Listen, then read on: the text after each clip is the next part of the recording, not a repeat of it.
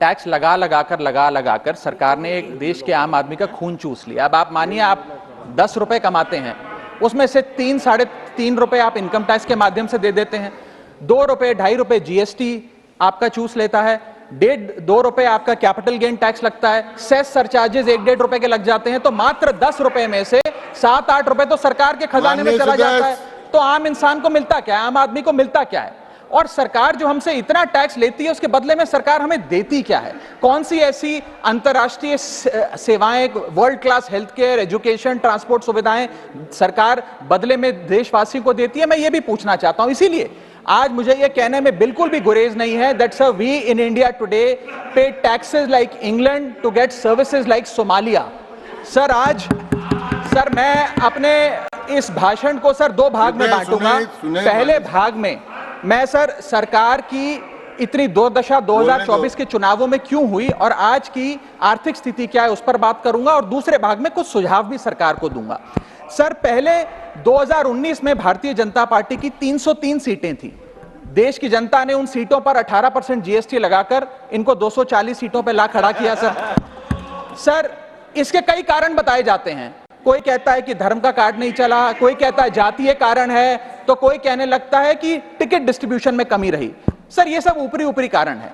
मैं 3 कारण बताता हूं जिस वजह से भारतीय जनता पार्टी की ये दुर्दशा हुई। पहला कारण है इकोनॉमी, दूसरा कारण है इकोनॉमी, और तीसरा कारण भी है इकोनॉमी। सुनिए प्लीज, ये सर मैं बैठ जाता हूं। ये राष्ट्रपति के अभिभाषण पर चर्चा नहीं है, ये आम बजट पर चर्चा है। माननीय राघव चड्ढा जी आपस में बात नहीं करें।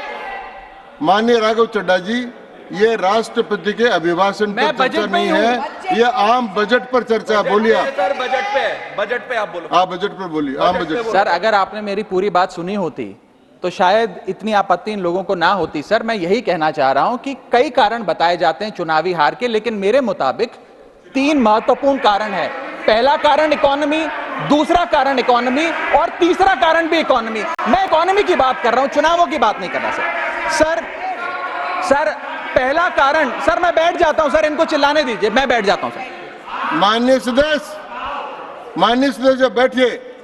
जब आपका समय आए तो आप बता देना दिल्ली में कैसे आ रहे, अभी उनको बोलने दीजिए। बोलिए बंद। अभी उन्होंने बना दिया है। बोलिए।